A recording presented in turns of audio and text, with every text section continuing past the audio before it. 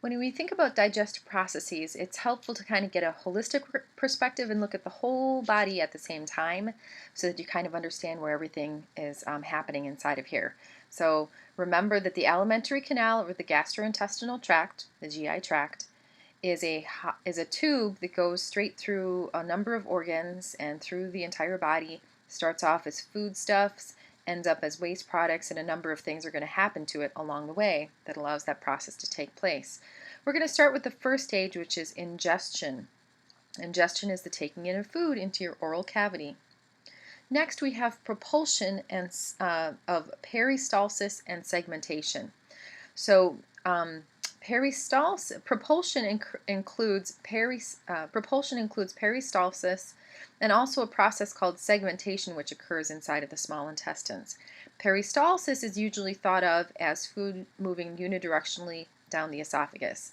Segmentation is where food moves back and forth through the small intestine to further mix it. But both of these are examples of propulsion. So peristalsis and segmentation are both propulsion. And then included on this list is swallowing or deglutition of the food through when it enters into the pharynx. Next on the list is the mechanical breakdown of food, the mechanical digestion of food, which is the physical breakdown of food.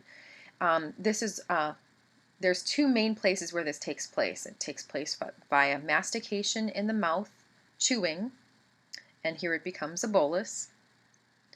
And then also inside of the stomach, which is actually quite muscular and allows for a lot of churning inside of your stomach. So mechanical breakdown of food includes chewing in the mouth and breaking it crushing it up in the stomach. Chemical digestion of food, and this is where it starts to turn into chyme, especially as it does so in the stomach. Chemical digestion of food includes the ability to break down food into even smaller parts.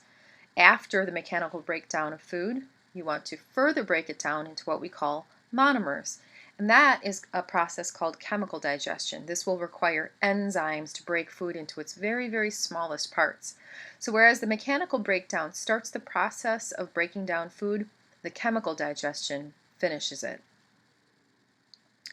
And lastly, we have absorption. Absorption is where food actually enters the body. Believe it or not, food has not actually entered the body in any significant way through all of these previous steps. So this is the fifth step that we've mentioned, absorption, and this is usually going to take place inside of the intestines and specifically inside of the duodenum and the jejunum.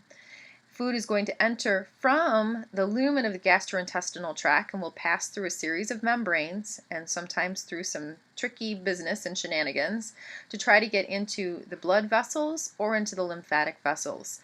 And that's where food actually enters the body. So try to keep it in mind. It's hard to wrap your mind around it the first time you come across it.